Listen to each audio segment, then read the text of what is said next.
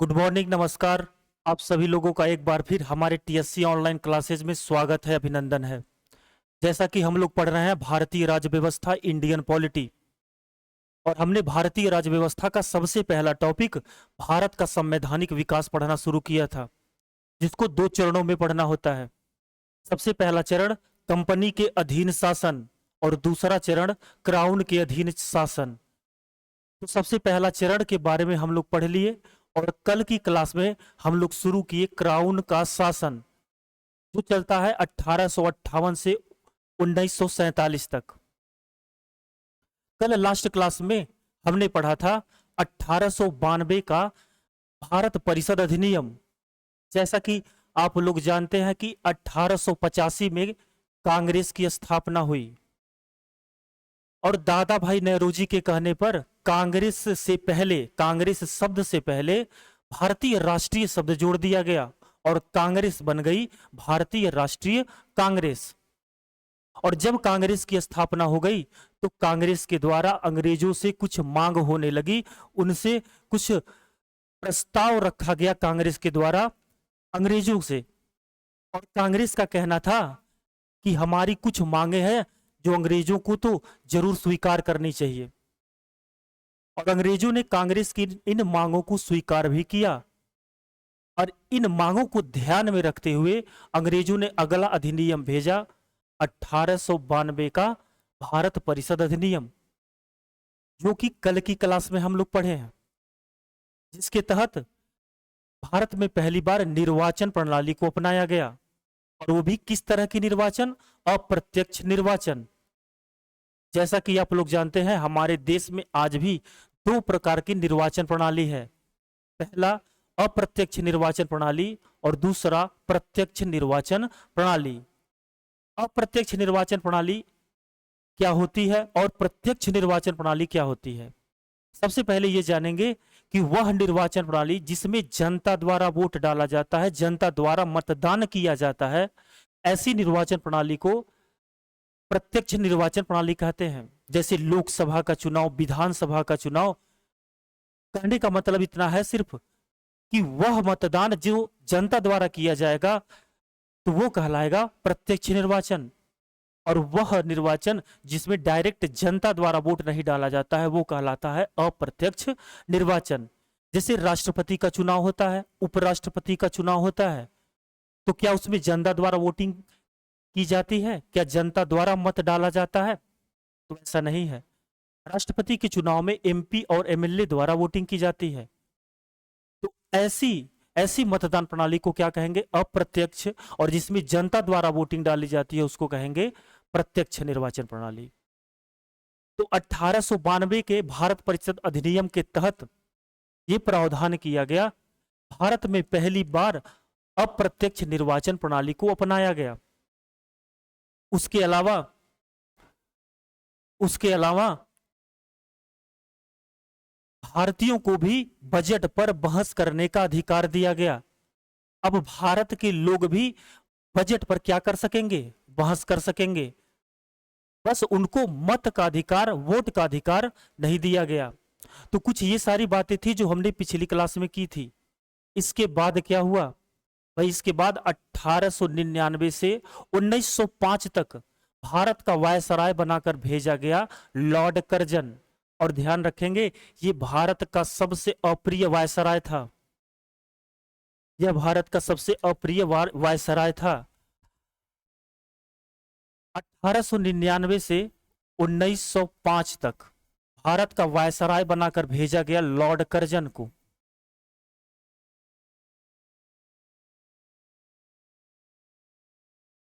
यह भारत का सबसे अप्रिय वायसराय था। जब लॉर्ड कर्जन भारत का वायसराय बना तो उसने देखा कि बंगाल में लोग एकदम भाईचारे के साथ रह रहे हैं। बंगाल की जनता में राष्ट्र राष्ट्रवाद की भावना उत्पन्न हो गई है। और अंग्रेज एक बात को अच्छी तरीके से जानते थे कि जब तक जनता का ध्यान अपने प्रशासन से नहीं हटाया जाएगा, उनका ध्यान कहीं और ना लगाया जाएगा, तब तक प्रशासन चलाना क्या है? मुश्किल है।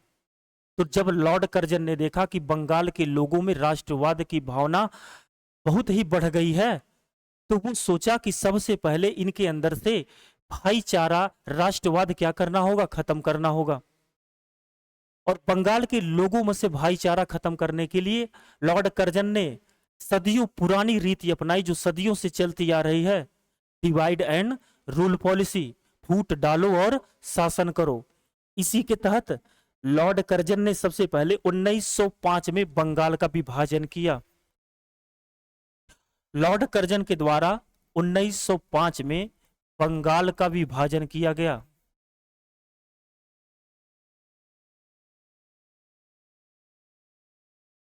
बंगाल का विभाजन किया गया। अंग्रेजों का कहना था कि बंगाल जो है वो बहुत बड़ा है और हमको प्रशासन चलाने में वहां काफी कठिनाई आ रही है, बस इसी के कारण हम बंगाल का क्या कर रहे हैं, विभाजन कर रहे हैं।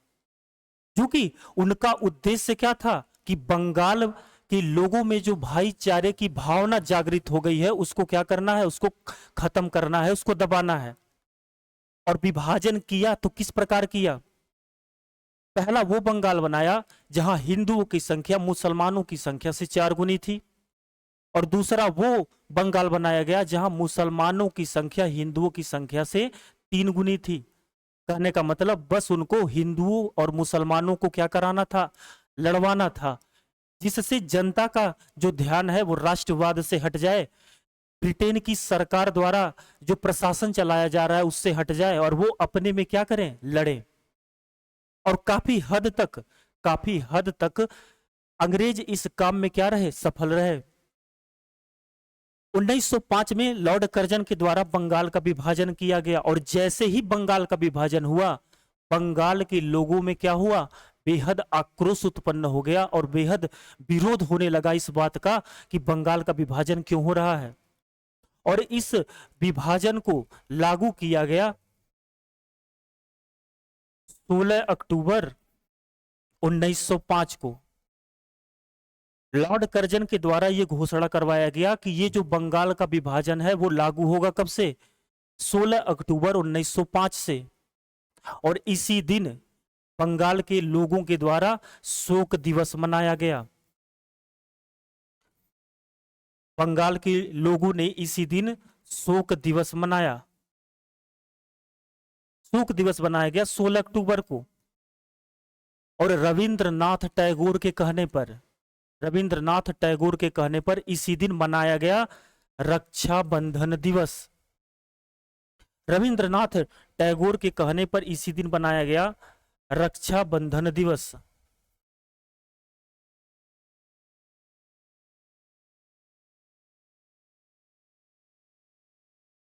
रक्षाबंधन दिवस।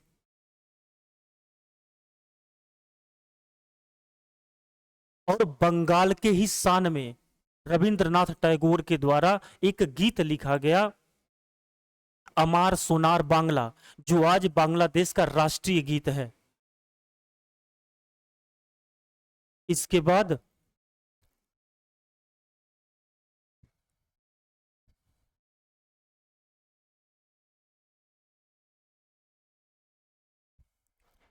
रविंद्रनाथ टैगोर के ही कहने पर इसी दिन बंगाल के लोगों द्वारा मनाया गया रक्षाबंधन दिवस। और बंगाल के शान में रविंद्रनाथ टैगोर द्वारा एक गीत लिखा गया, अमार सोनार बांग्ला, जो आज बांग्लादेश का क्या है, नेशनल एंथम है, राष्ट्रीय गीत है।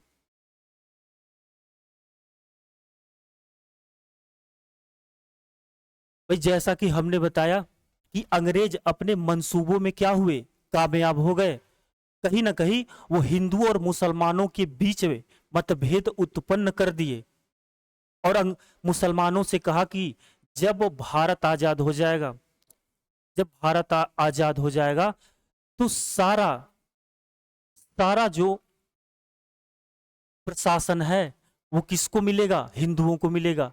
कहने का मतलब बस वो मुसलमानों के बीच में क्या डाल रहे थे, हिंदुओं के खिलाफ द्वेष भावना जागृत कर रहे थे, और वो कामयाब भी हो रहे थे। उनका कहना था कि जब देश आजाद होगा तो सारी प्रशासनिक शक्तियां किसको मिलेंगी, हिंदुओं को मिलेंगी, और मुसलमानों को कुछ नहीं मिलेगा।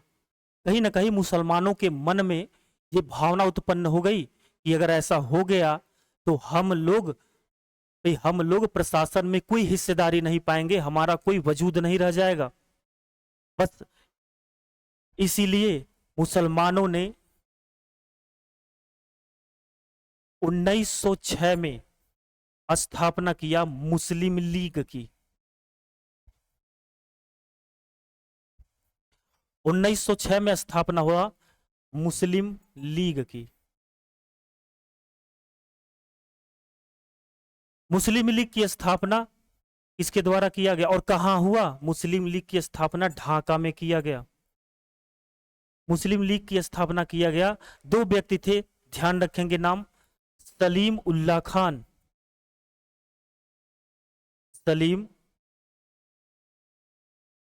सलीम उल्लाह खां, और एक व्यक्ति था जिसका नाम था आगा खान। सलीम उल्लाह खां जो था ये ढाका का नवाब हुआ करता था। सलीम उल्लाह खां और आगा खां के द्वारा एक नई पार्टी, एक नई राजनीतिक पार्टी मुस्लिम लीग की स्थापना की गई और अंग्रेजों द्वारा कहा गया कि मुसलमानों से कि आप लोग एक अलग निर्वाचन मंडल की मांग करिए। तो बस होना क्या था, जैसे ही मुस्लिम लीग की स्थापना हुई, मुसलमानों द्वारा अलग निर्वाचन मंडल की मांग उठने लगी और अंग्रेज अपने मंसूबों में कामयाब हो गए। हिंदुओं और मुसलमानों के बीच में मतभेद उत्पन्न हो गया और जैसे ही मुसलमानों द्वारा अलग निर्वाचन मंडल की मांग शुरू हुई, वैसे ही अंग्रेजों ने अगला अधिनियम बनाकर भेज दिया, 1919 का भारत परिषद अधिनियम। लेकिन 1909 का जो भारत परिषद अधिनियम आया, वो भारत परिषद अधिनियम के नाम से नहीं आया, वो आया मार्ले मिंटो सुधार अधिनियम के नाम से। मार्ले मिंटो सुधार अधिनियम।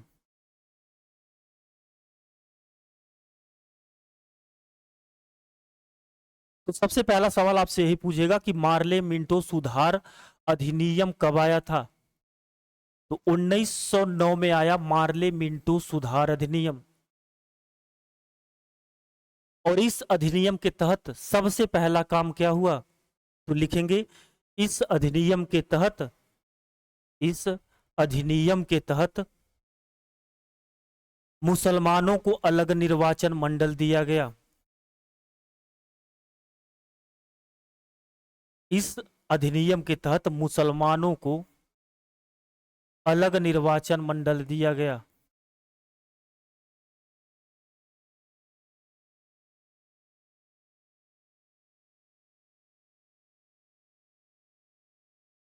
और मुसलमानों को, और आगे लिखेंगे, और मुसलमानों को मतदान का विशेष अधिकार दिया गया। और मुसलमानों को मतदान का विशेष अधिकार दिया गया।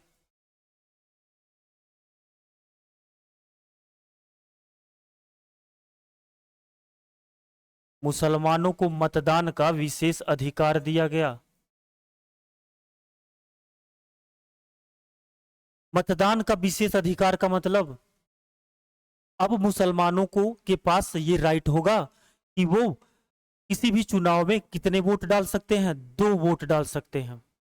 पहला वोट वो किसी भी व्यक्ति को जो प्रत्याशी उठा है उसको दे सकते हैं, लेकिन दूसरा वोट अनिवार्यतः वो किसी मुस्लिम कैंडिडेट को देंगे। कहने का मतलब अब मुसलमान 2 मत या 2 वोट करेंगे।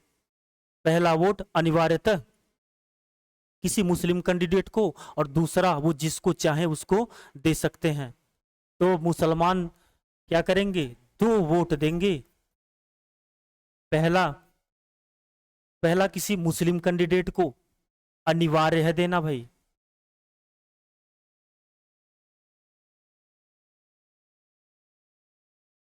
अनिवार्यतः किसको देना है? किसी मुस्लिम कैंडिडेट को, किसी मुस्लिम प्रत्याशी को। और दूसरा मत वो चाहे जिसको मन करेगा उसको दे सकते हैं। दूसरा मत जिसे चाहे वो। जिसे चाहें उसे दे सकते हैं।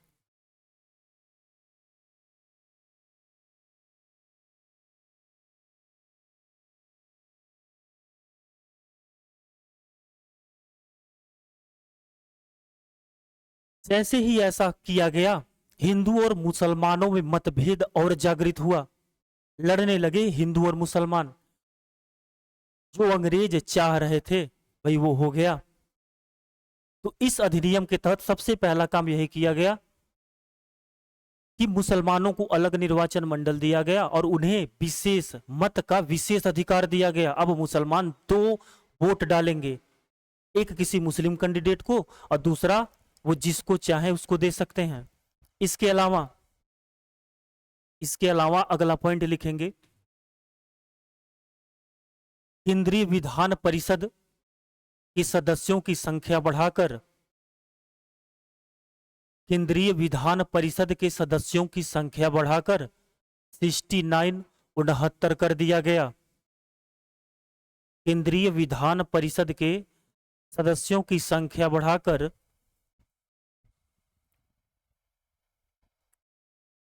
69 या 69 कर दिया गया। इसके अलावा देश में प्रांतीय विधान मंडल, माफ करिए, प्रांतीय विधान परिषद का गठन किया गया। इसके अलावा देश में प्रांतीय विधान परिषद का गठन किया गया।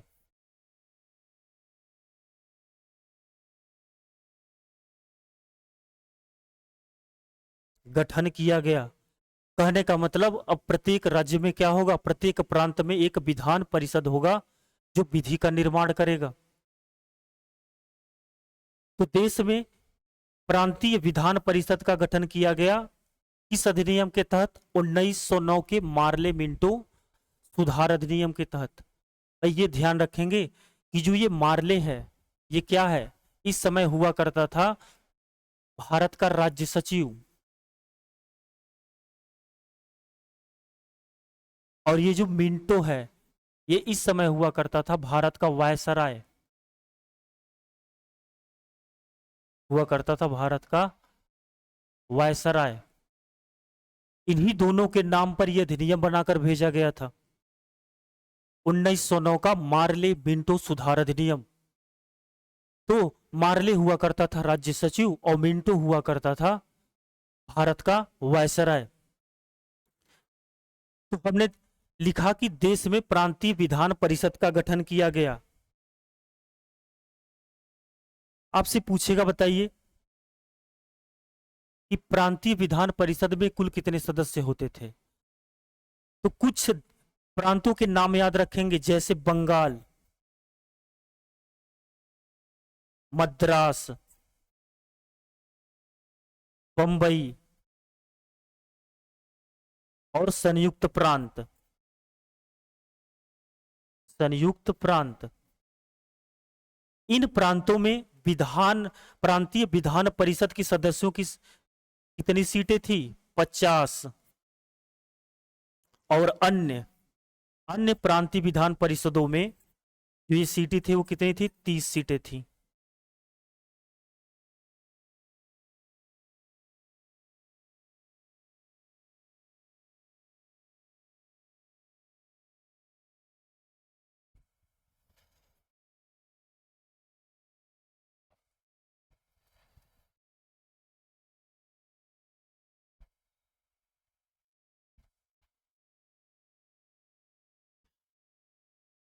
इसके बाद अगला अधिनियम आया 1919 का भारत परिषद अधिनियम।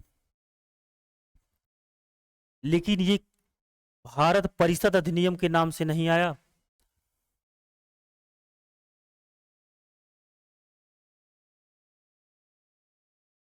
मोंटेग्यू चेम्सफोर्ड मॉन्टेग्यू चेम्सफोर्ड सुधार अधिनियम।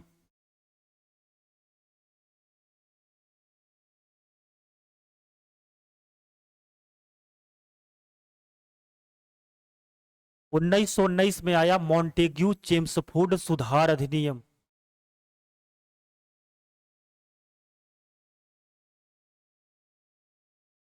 इस समय जो ये मॉन्टेग्यू था, ये हुआ करता था भारत का राज्य सचिव, और ये जो चेम्सफोर्ड था, ये था भारत का वायसराय। इन्हीं दोनों प्रतिनिधियों के नाम पर बनाकर भेजा गया 1919 का भारत परिषद अधिनियम, जिसको हम क्या कहते हैं, 1919 का मोंटेग्यू चेम्सफोर्ड सुधार अधिनियम। और लिखेंगे इस अधिनियम के तहत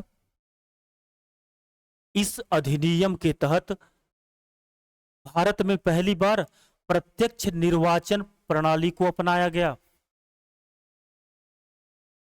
इस अधिनियम के तहत भारत में पहली बार प्रत्यक्ष निर्वाचन प्रणाली को अपनाया गया।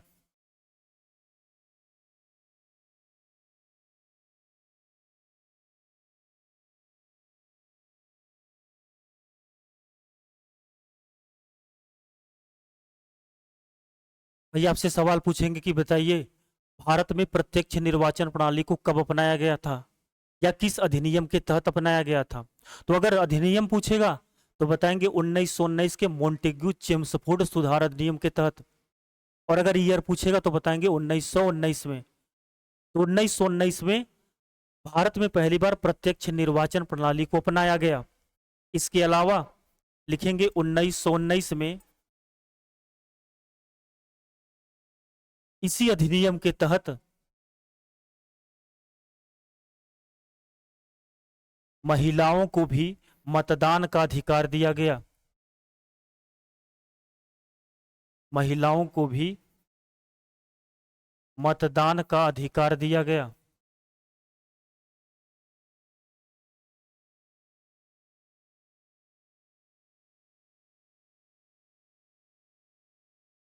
उन्नीस में महिलाओं को भी मतदान का अधिकार दिया गया। अब महिलाएं भी अब महिलाएं भी क्या कर सकती हैं, मतदान कर सकती हैं, वोट डाल सकती हैं।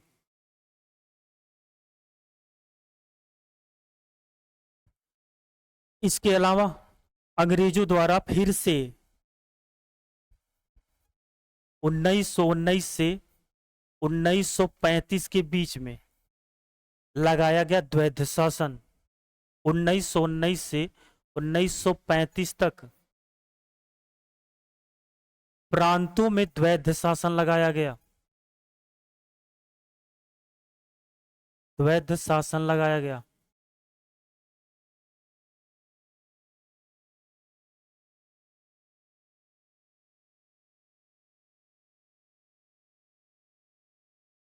उन्नीस से 1935 तक अंग्रेजों द्वारा फिर से प्रांतों में द्वैध शासन लगाया गया।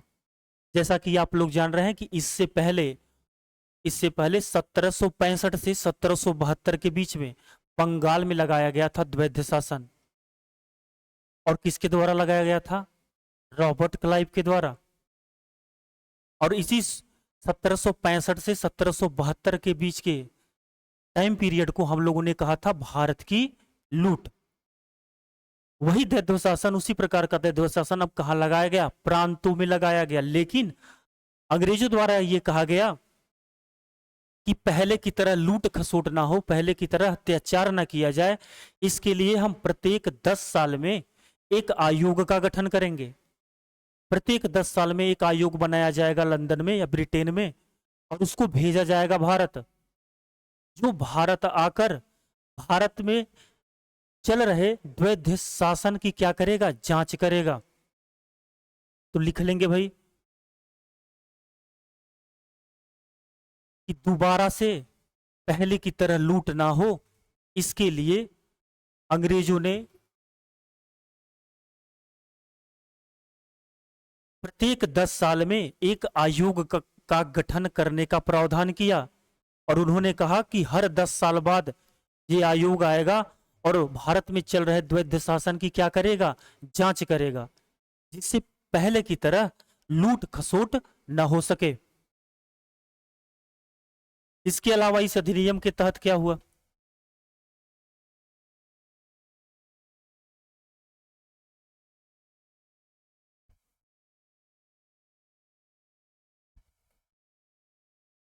तो इसके अलावा लिखेंगे हमारे केंद्रीय विधायिका को द्विसदनीय किया गया। इसी अधिनियम के तहत हमारे केंद्रीय विधायिका को द्विसदनीय किया गया।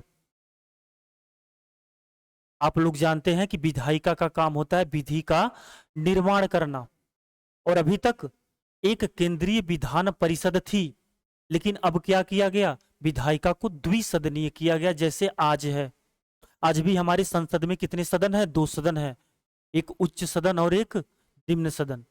उसी तरह उस समय जो केंद्रीय विधायिका थी उसको क्या किया गया, द्विसदनीय किया गया।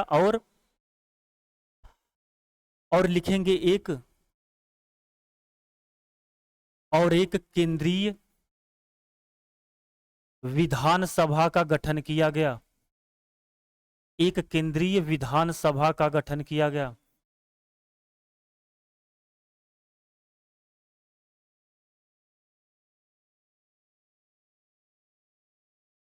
हमारे विधायिका को क्या किया गया, द्विसदनीय बनाया गया, और एक केंद्रीय विधानसभा का गठन किया गया इसी अधिनियम के तहत।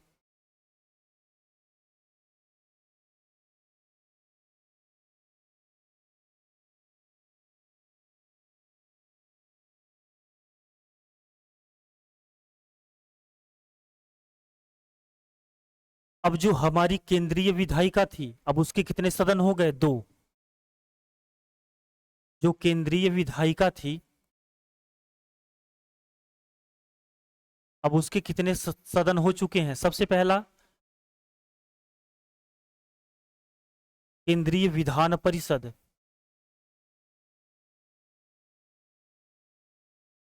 और दूसरा केंद्रीय विधानसभा।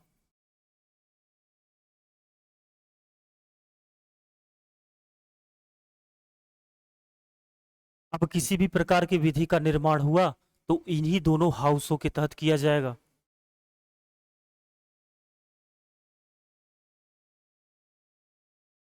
जैसा कि 1919 से 1935 तक प्रांतों में दैध्य शासन लगा दिया गया, और ये कहा गया कि हर 10 साल में एक आयोग बनाकर भेजा जाएगा। 1919 से 1935 तक प्रांतों में क्या लगा था, द्वैध शासन।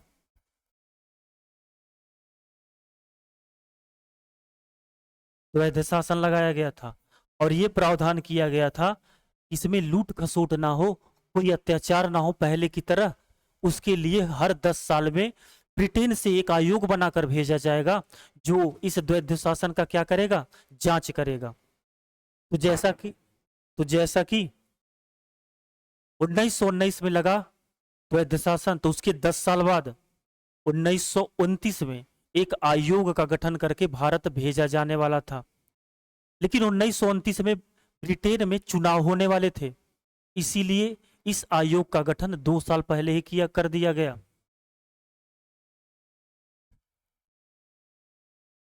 तो लिखेंगे द्वैध शासन की जांच करने के लिए, प्रांतों में द्वैध शासन की जांच के लिए ब्रिटेन में एक आयोग का गठन किया गया। और कब गठन किया गया, तो लिखेंगे 8 नवंबर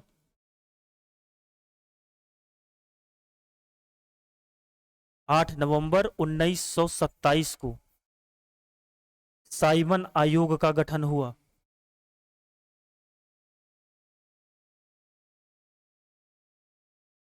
8 नवंबर 1927 को साइमन आयोग का गठन हुआ। कहां हुआ, ब्रिटेन में।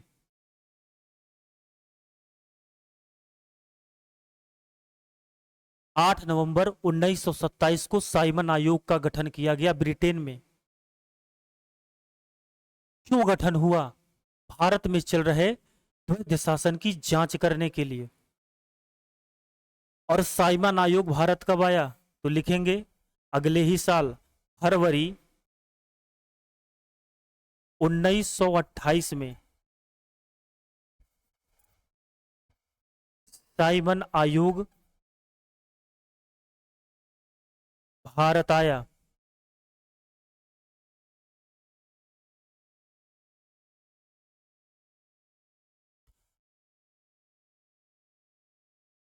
फरवरी 1928 में साइमन आयोग भारत आया।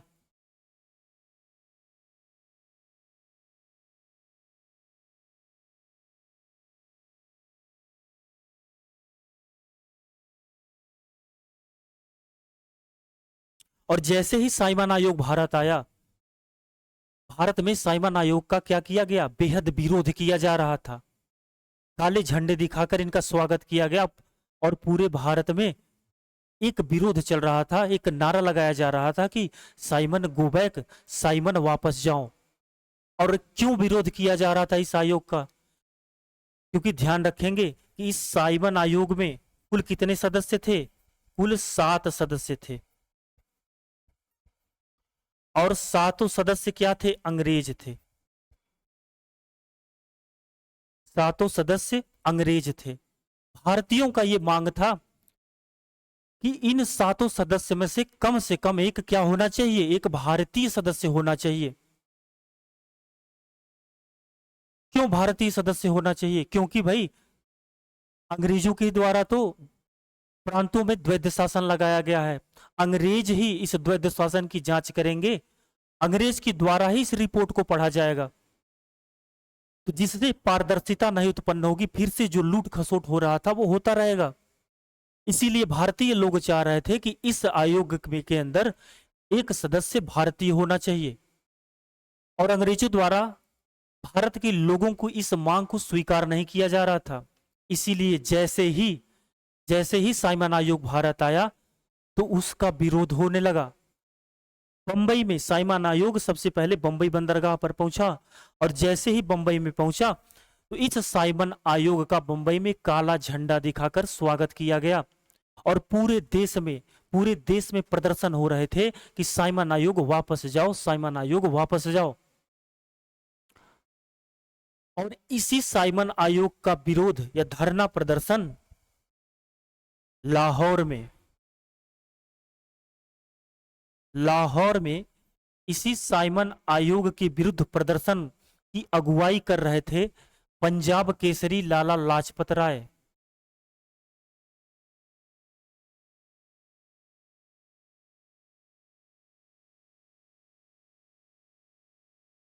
लाहौर में इसी साइमन आयोग का विरोध कर रहे थे लाला लाजपत राय। और इसी विरोध के दौरान एक अंग्रेज था जिसका नाम था, ध्यान रखेंगे इसका नाम, जेम्स ए स्टॉक।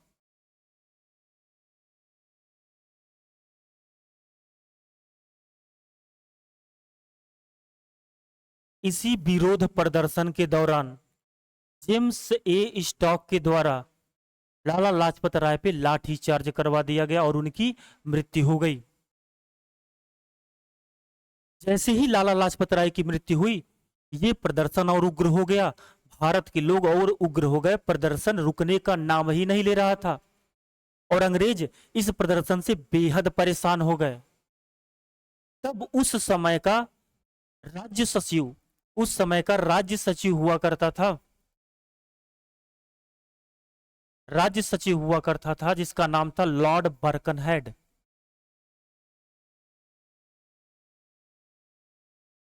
और उस समय कांग्रेस के अध्यक्ष हुआ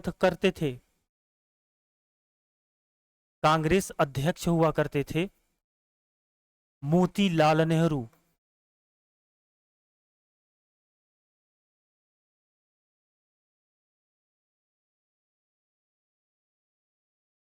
जब ये प्रदर्शन रुकने का नाम ही नहीं ले रहा था और बढ़ता जा रहा था, जब से पंजाब केसरी लाला लाजपत राय की मृत्यु हो गई, तो उस समय का भारत का राज्य सचिव लॉर्ड बर्कनहेड मोतीलाल नेहरू से मिलने आया और इनसे सिफारिश करने लगा कि किसी तरह आप क्या करिए, इस प्रदर्शन को रोक दीजिए, हमारी सहायता करिए और इस प्रदर्शन को क्या करिए, रोकिए। लेकिन मोतीलाल नेहरू ने लॉर्ड बर्कनहेड से स्वराज की मांग कर दी कि हमको स्वतंत्रता स्वतंत्रता चाहिए, हमको क्या चाहिए, स्वराज चाहिए।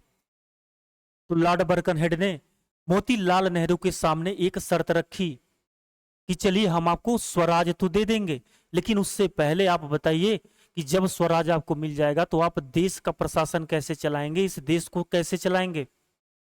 तो आप सबसे पहले एक प्रस्ताव बनाइए, एक प्रस्ताव बनाइए, एक लेख तैयार करिए कि आप इस देश को कैसे चलाएंगे।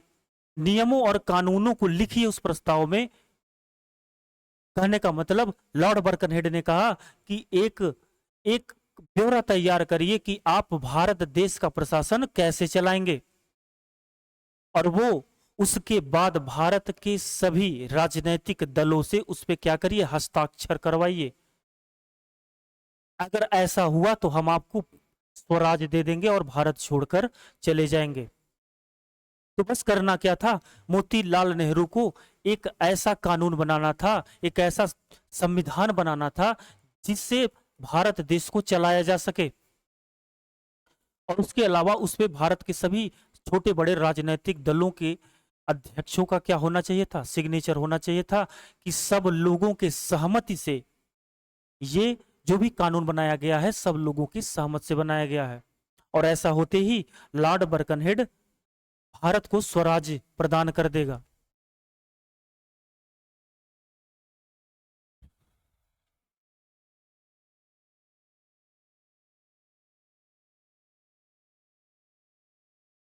तो बस इसी के तहत अगले ही साल, माफ करिए उसी साल 1928 में, 1928 में मोतीलाल नेहरू के द्वारा, मोतीलाल नेहरू के द्वारा पेश किया गया नेहरू रिपोर्ट,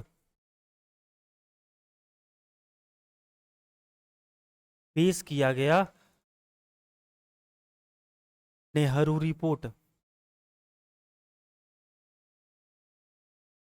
तो आपसे सवाल पूछेंगे कि नेहरू रिपोर्ट को किसके द्वारा पेश किया गया था, मोतीलाल नेहरू के द्वारा। और कब किया गया था, 1928 में। इस नेहरू रिपोर्ट में क्या था, इस नेहरू रिपोर्ट में मोतीलाल नेहरू ने बताया था कि हम अपने देश को कैसे चलाएंगे, हम अपने देश का प्रशासन किस प्रकार से चलाएंगे। लेकिन एक शर्त में एक बात और थी कि सभी छोटे बड़े राजनीतिक दलों का के अध्यक्षों का हस्ताक्षर होना चाहिए। तो भारत के सभी छोटे बड़े दलों ने इस नेहरू रिपोर्ट पे क्या किया, अपने हस्ताक्षर किए। लेकिन एक व्यक्ति था जिसने इस रिपोर्ट पे अपना हस्ताक्षर नहीं किया, और वो कौन था, जिन्ना, मोहम्मद अली जिन्ना। मोहम्मद अली जिन्ना द्वारा इस प्रस्ताव पे या इस रिपोर्ट पे हस्ताक्षर नहीं किया गया। और मोतीलाल नेहरू लॉर्ड बर्कनहेड से जो शर्त लगाए थे वो क्या गए, हार गए,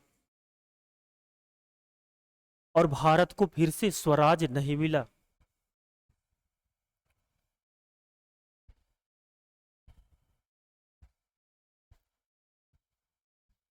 इसके बाद लिखेंगे, इसके बाद साइमन आयोग वापस चला गया और अपना रिपोर्ट जाकर ब्रिटेन में पेश किया। इसी साइमन आयोग की रिपोर्ट पर चर्चा करने के लिए अंग्रेजों द्वारा लंदन में 3 गोल मेज सम्मेलन बुलाए गए। तो लिखेंगे, साइमन आयोग की रिपोर्ट पर चर्चा करने के लिए, साइमन आयोग की रिपोर्ट पर चर्चा करने के लिए लंदन में 3 गोल मेज सम्मेलन का आयोजन किया गया। लंदन में 3 गोल मेज सम्मेलन का आयोजन किया गया। और वो तीनों गोल मेज सम्मेलन कब हुए, तो लिखेंगे प्रथम गोल मेज सम्मेलन,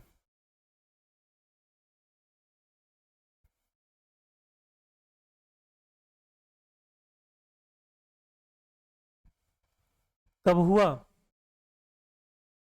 1930 में। दूसरा तृतीय गोलमेज सम्मेलन आयोजित किया गया 1931 में, और तीसरा गोलमेज सम्मेलन आयोजित किया गया 1932 में।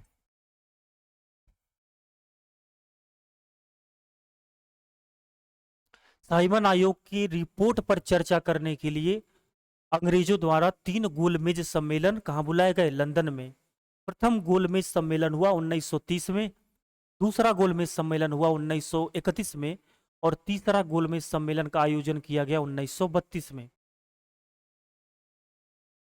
तो कुछ चीजें ऐसी हैं जिनको हमको हिस्ट्री में पढ़ना है, लेकिन कुछ है जो यहां जाननी है हमको।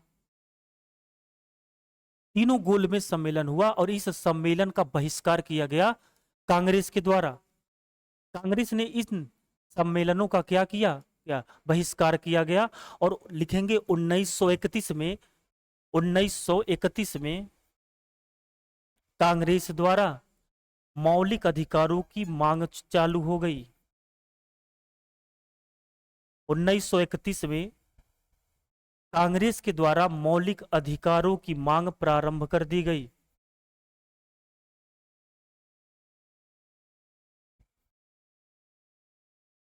उन्नीस सौ 31 में कांग्रेस के द्वारा मौलिक अधिकारों की मांग प्रारंभ कर दी गई। आपसे सवाल पूछेंगे वो कौन सा गोलमेज सम्मेलन था जिसमें कांग्रेस ने हिस्सा लिया था, और कांग्रेस की तरफ से हिस्सा लेने भारत से किसको भेजा गया था? तो बेशक कांग्रेस ने गोलमेज सम्मेलन का क्या किया? बहिष्कार किया, लेकिन दूसरे गोलमेज सम्मेलन 1931 में कांग्रेस ने हिस्सा लिया, और कांग्रेस की तरफ से हिस्सा लेने भेजे गए महात्मा गांधी जी को लंदन भेजा गया इस सम्मेलन में हिस्सा लेने के लिए। जैसे ही गांधी जी 1931 में द्वितीय गोलमेज सम्मेलन में शामिल हुए, उन्होंने साइमन आयोग की रिपोर्ट पे चर्चा नहीं की, बल्कि वहां जाकर अंग्रेजों से मौलिक अधिकारों की मांग कर दी। इसके अलावा एक और सवाल कि ये बताइए कि वो भारत का कौन सा व्यक्ति था जो तीनों गोलमेज सम्मेलन में उपस्थित रहा? तो अगला पॉइंट लिखेंगे doctor Bhimrao Ambedkar. Doctor Bhimrao Ambedkar ji London में हुए तीनों गोलमेज सम्मेलन में शामिल हुए। डॉक्टर भीमराव अंबेडकर जी लंदन में हुए तीनों गोलमेज सम्मेलन में शामिल हुए, और ये अलग निर्वाचन मंडल की मांग कर रहे थे। जैसा कि हमने बताया कि कुछ चीजें हिस्ट्री में पढ़नी है। तो बस इसके बाद जैसे ही भारत में मांग बढ़ने लगी मौलिक अधिकारों की, उसके बाद अगला अधिनियम बनाकर भेजा गया जिसको कहते हैं 1935 का भारत शासन अधिनियम। अभी तक जितने भी अधिनियम भारत भेजे गए थे, उन सारे अधिनियमों से सबसे बड़ा अधिनियम बनाकर भेजा गया 1935 का भारत शासन अधिनियम। कहने का मतलब अभी तक अंग्रेजों ने जितने भी अधिनियम बनाकर भारत भेजे, उनमें से सबसे बड़ा और सबसे जटिल अधिनियम बनाकर भेजा 1935 में, जिसको कहते हैं 1935 का भारत शासन अधिनियम। तो आज की क्लास को यहीं तक रोकेंगे, आगे की बात कल की क्लास में होगी।